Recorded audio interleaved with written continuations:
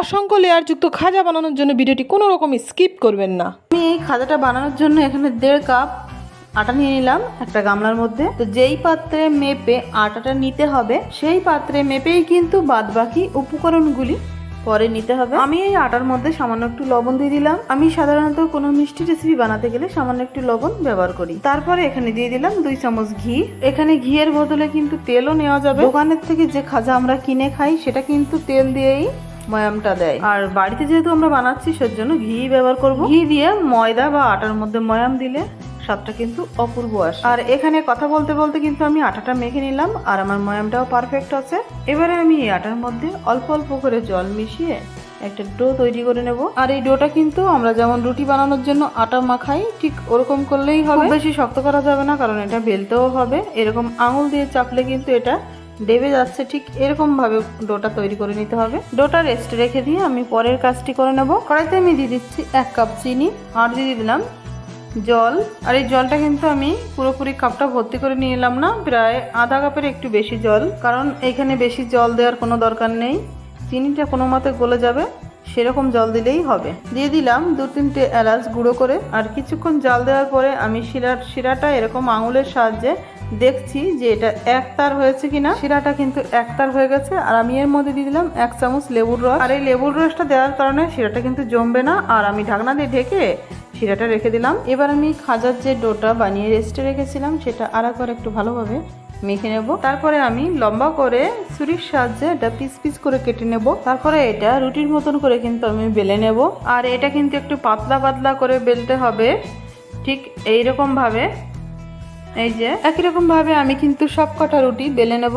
আর এগুলো যখন সব বেলা হয়ে যাবে তখন আমি একটা বাটিতে সামান্য একটু তেল নিয়ে নিলাম। এবারে প্রথমে একটা রুটি রেখে তারপরে আমি সামান্য একটু তেল দিয়ে দেবো। হাত দিয়ে আমি সব জায়গা সমানভাবে মাখিয়ে নেব। তেলটা দেওয়ার পরে সামান্য একটু আটা কিন্তু উপর থেকে ছড়িয়ে দিতে পারেন। এই যে আমি একটা রুটির পরে একটা রাখবো, তারপরে উপর থেকে এরকম 1 চামচ তেল ভালো করে মাখিয়ে নেব। আর এটা যতবার রুটি দিতে হবে ততবার কিন্তু এই তেল দেওয়ার প্রসেসটা করতে হবে। আর রুটিগুলো যাতে কোনো রকম ভাঁজ না পড়ে সেদিকে খেয়াল রাখতে হবে। মানে একটার পরে একটা রুটি যখন রাখতে হবে তখন রুটি যেন সমানভাবে পরে। এবারে আমি কি করব, সবগুলো রুটি এরকম ভাবে দেওয়া হয়ে গেলে এরকম করে গোল গোল পাকিয়ে রোল করে নেব।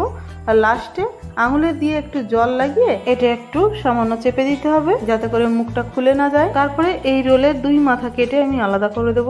এবার আমি পিস পিস করে এই রোলটা কেটে নেব সমানভাবে। আর এটা বন্ধুরা দেখতেই পাচ্ছেন যে খাজাগুলি কিন্তু অসংখ্য লেয়ার দেখা যাচ্ছে। তারপরে আমি একটা খাজা নিয়ে এরকম সামান্য একটু বেলে নেব। আর এই বেলার কাজটা কিন্তু খুব চেপে করা যাবে না, হালকা হাতে বেলে নিতে হবে যাতে এই পিসগুলো একটু লম্বাটে হয়। এবারে আমি একটা কড়াইতে কিছুটা পরিমাণ তেল গরম করে আমি এই খাজাগুলো ভেজে নেব। আর এই খাজা ভেজে নেওয়ার পরে এর সাইজটা কিন্তু আরেকটু বড় হয়ে যাবে। এইরকম চওড়া তলার কড়াই নিলে কিন্তু এক ব্যাচে অনেকগুলো খাজা ভাজা যাবে। আর গ্যাসের ফ্লেম মিডিয়ামে রেখে এটা কিন্তু গোল্ডেন ব্রাউন কালার আসা অবধি ভেজে নেব।